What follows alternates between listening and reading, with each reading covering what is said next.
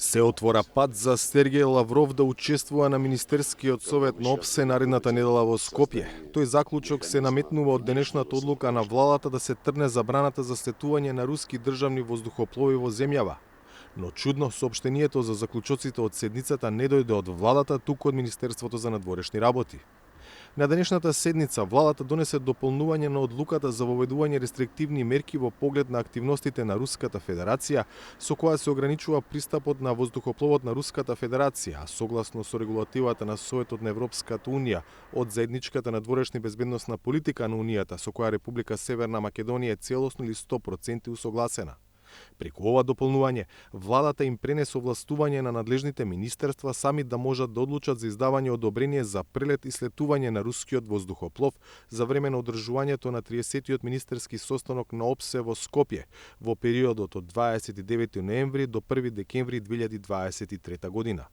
Дополнувањето е согласно регулативата на Европската Унија и одредбите во самите рестриктивни мерки со кои за меѓународните конференции како што е ОПСЕ се предвидени исклучоци за предметните рестрикции, пишува во соопштението од МНР. Со ваквата одлука на владата фактички се отстранува пречката за државен руски авион да слета во Скопје токму во периодот во кој се одржува собирот на ОПСЕ. Но владата, според тоа што го вели МНР, ги овластува надлежните министерства, најверојатно одбрана и МНР, да дадат формална согласност за државниот авион на Руската Федерација да може да прелета над и да слета во земјава. Ова внесува дополнителна конфузија за тоа дали Сергеј Лавров дефинитивно ќе присуствува на Министерскиот совет, зашто владата вели дека донела одлука со која се дозволува рускиот авион да слета, но дека за тоа да се случи ќе треба одобрение од надлежните министерства. Истовремено, надлежните институции се уште не даваат официјална потврда дека во Скопје ќе допатува американскиот државен секретар Ентони Блинкен, иако неговото доаѓање речиси известно.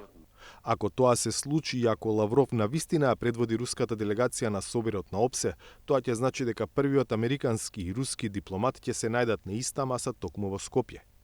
Шефот на македонската дипломатија Бујар Османи, кој е председавач со ОПСЕ, неколку пат изјави дека се надева дека ќе се успее во тоа сите министри на земјите членки на организацијата да бидат присутни во Скопје. За Гласот на Америка, Владимир Мирчевски.